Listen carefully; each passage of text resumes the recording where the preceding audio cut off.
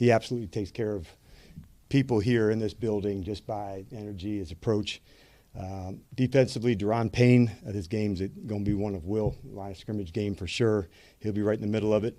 And then for special teams, it was Jeremy Reeves, and the comment I made to the team was he makes every room better that he's in. That's defensive room, defensive backs, special teams, locker room. He's definitely that kind of leader. So all that said, get ready to get rocking with you guys and the game. Start with Jayden, just some good encouraging news for him. And what's the, I guess I always bring up what's the plan, but what is the plan over the next several weeks? And, is there a chance that he could come back?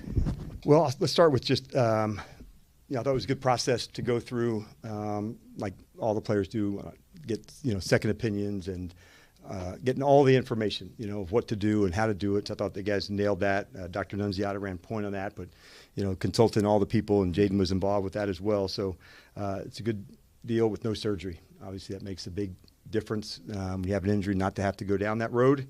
I hope to give you guys an update after the bye week about where he is and, where we go from there. But after that, I'll give you an update on where it's at, and we'll give us a couple weeks to get to that space. That's where we're at. And then when you look at Sunday, let's go to the corner position too. And with Mikey going inside, outside, wherever it goes, yep. What did you see of him outside last year that if he has to go back out there is something you can build on? Yeah. With him and Jonathan, going into the season, John, we kind of mixed back and forth, inside, outside. Both of them had the versatility to do that. We kind of landed on more outside for John, more inside for Mike, but then we kind of worked both of them. So that's what we'll kind of continue to work into. Last year, what did we see? Obviously, the playmaking ability outside. We saw, him as like a competitor just finding his way. We moved him, I think, maybe it was week 2 or 3. And I think it was week 3, and I just saw him, improve and get better. A lot of that due to just his competitive nature, but it'll be some combination of both of them, and it may, just based on alignments and matchups, could look like he's outside or inside. So we're fortunate that both of them can go both spots. Can I ask one more? Yeah. You have a Make-A-Wish. Asking Sean. He's the boss. Right. He said he was in charge. I don't know. Make-A-Wish child here today. I'm just curious, what that means to you and having that. Yes, we had a new member of the team today. So Fox Thornhill was here, which was absolutely awesome. And what swag for him.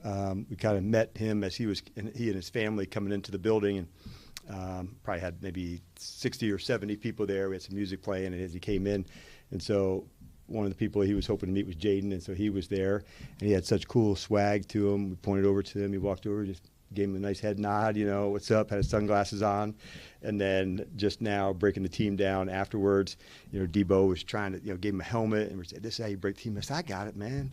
Family on 3. And so he was already ready. So Fox Thornhill, as a commander, man, does he have swag. And it was really cool to be a part of somebody going through a tough space of, when you're dealing with something as heavy as that as a child, and to get a chance to see him happy and his family happy, his older brother and his parents, man, not every profession gets that. And so to see him on the best of days when you're going through it, that's a nice thing for the team with the smile. So he was still outside with the guys just now, so that made me happy.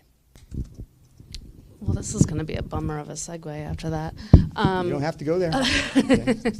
It's sort of a broader question. When you first got here, I think you said this would be more of a recalibration. Do you feel the same now at this point in the season? Do you still feel like the team is sort of where you thought it would be? Fair question. We're obviously in a tough slump. I mean, you can't deny this. But I don't feel differently. I don't, how we're performing does not make me happy. We're beating ourselves. We're not hitting the marks that we need to, but that doesn't change my outlook or my belief. I have a sense that it's about to go again. And I see that because of practice. I see that because of locker room, but it does have to take place on the field too, Nikki. That's a big deal. But I also love there's some people that are developing, but it still comes down to the performance on the field. So I have not changed my mindset on that in the midst of a tough stretch for us. I have not changed my mindset on that. And you've mentioned Will Harris, but not having him out there. What do you guys lose, and what have you seen from the players who have stepped up in his place? Yep. First thing, I thought, like, the background with Will, I think some know, but not everybody knows. Like, from the cover side, like, came in the league as a corner, who could play inside and play nickel and then move to safety.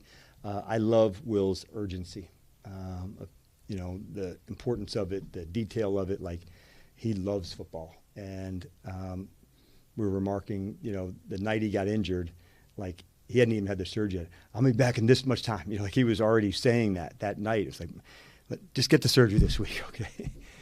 But that kind of gives you a window to him, about who he is and what, like, so he's itching to get back, with the team. He's here doing rehab now. He's hitting the marks that he's supposed to.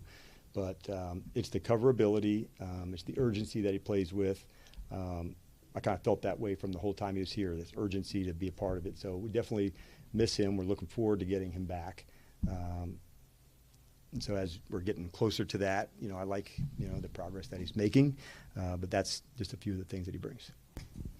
Hey, Coach, you mentioned Chris Rodriguez being captain this Yes. week. When you look at the running game in the beginning of the season, and it seems like you all were really running the ball well, but it's kind of like died off some. What Sure. do you think the reason why that is, and what do you want to see this week in getting that back again? Yeah.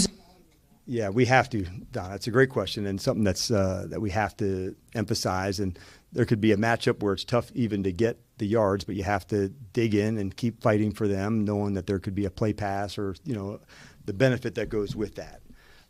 As far as the difference of both, defending the whole field, honestly, defending it up high on shots down the field, play passes. So having the variety of both with some balance is big, but the importance of hanging in, staying into it, and it's a big part of this game for sure. I said earlier, this is a line of scrimmage game on both sides, and the running game for us is going to be a big part of this.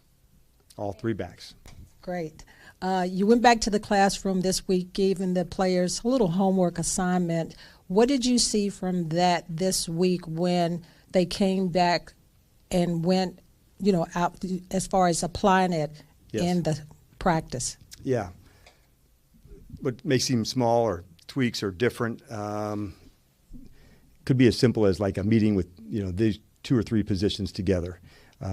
Extended walkthroughs where you might get, 30 to 40 more reps of something just to get more clarity, more, insights on it. From the coaching side was, can we narrow things out to make sure we know the margins are small? And so how can we clearly say these are the plays, these are the ones, can we execute that? And so that's a big piece of it, Don, that we did to make sure preparation would be as elevated as we can make it. And as funny as it sounds, sometimes that's less, even though you're elevating and digging in further.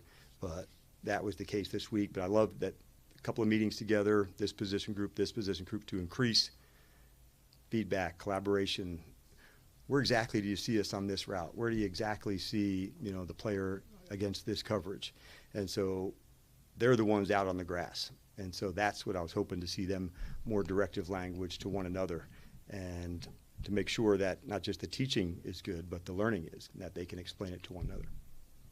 Hey, Coach, as you just mentioned to Nikki, this is a tough period for you all. So how are you all just managing the tough conversations without fracturing the brotherhood? Yeah. Good news, I guess, Candy, on some things, like tough conversations are part of it. But it also doesn't mean you have to come at somebody, in a way that, is harder than it has to be. But you do have to have those conversations about a performance, a technique, a mindset. Doesn't make the player, they're not happy, or a coach happy, but how they respond, that's really what you're looking for. If somebody flies off the handle or goes, sideways about things, then that's probably a bigger problem. So like that disappointment, like, okay, I'm going to show you, that's a good conversation in my opinion, because like all of us are here to win and perform. And if something's not meeting a standard that we like, you have to have those tough conversations, as you said. But because we have them on regular basis, doesn't mean, it's boys mad now. Like I have tough conversations sometimes after wins. Tough conversation after a practice to say, what the hell was that? And watch the tape or show an example.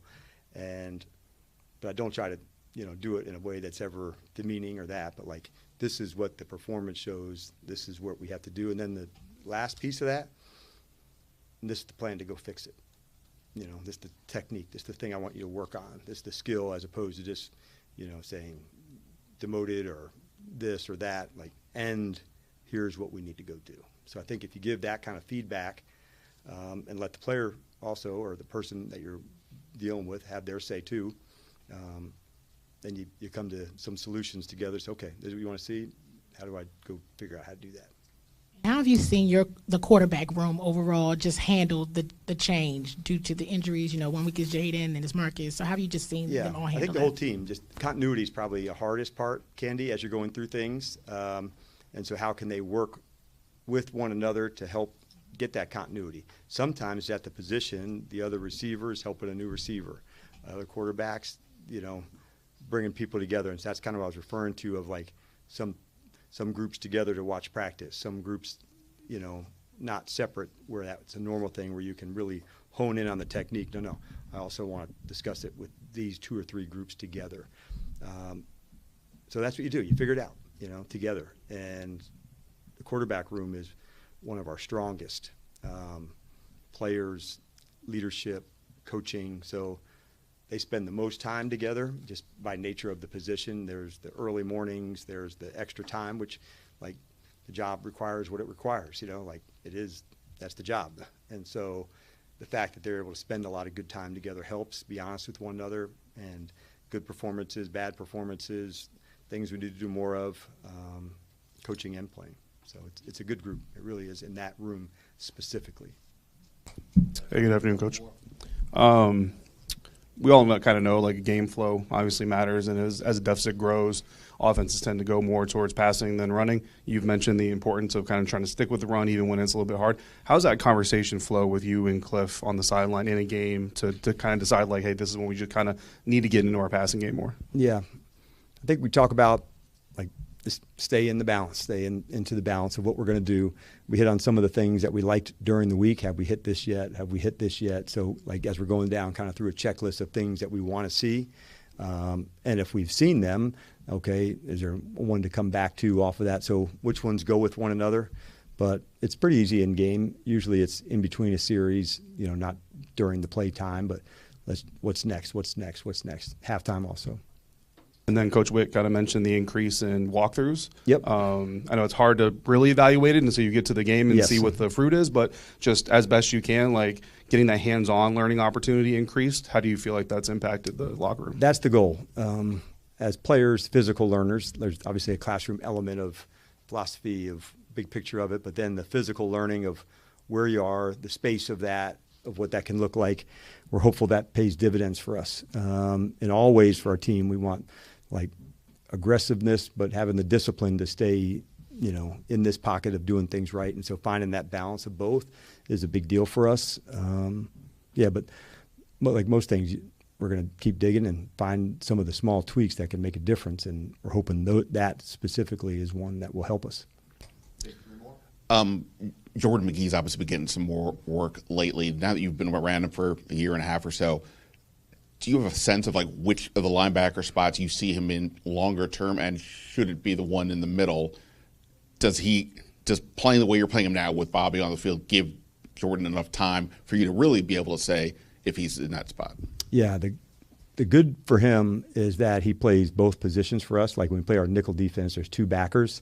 So when you're in that spot, you play both, as the third, backer in the nickel package. So in practice, he plays both. So that's an advantage. Think of it like this way, Ben, as a corner who can play inside and outside, but you have to practice at both. So it'll end up at, okay, where is he most at. He's got speed. He's a good blitzer. He's got, plays square. So I don't know if it's the spot as much, but the fact that he's doing both jobs now gives you a lot of comfort to know, like, as we're developing him, that, he's somebody that we're going to be leaning on hard.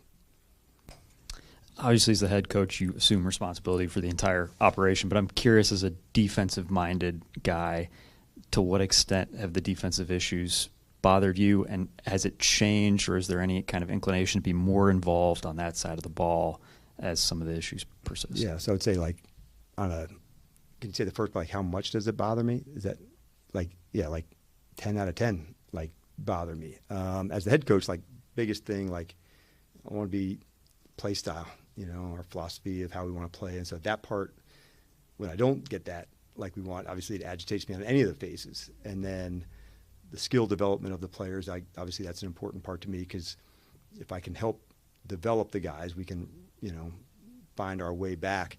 But as far as, like, the involvement, yeah, I'm involved, and I want to see us increase, tackling and takeaways and some fundamentals that would go with that. And then as we're going through, you'd heard us say earlier, can we simplify some things? Can we make it more, so we can process and hit and do things better? And so that's really where I push everybody to go to, defensively especially, but all three phases really. But that's where I'm leaning in the most. But that's honestly, like, where I normally lean in the most. With you guys having a long travel week next week, how does that kind of impact how you handle guys like Jayden and others who are still sort of nursing injuries? Why not? Yeah, the guys that would be there with us. If there was, some guys that would stay back due to, certain rehab or that thing. But, we'll hit that kind of like as we get through into Monday morning. And then there'll be obviously some therapists that would be back here. But not everybody will go. But we'll kind of wait till we get through Monday, and then you kind of organize who's staying, who's going, and lean in from that. Thanks, Coach. All right. See you guys.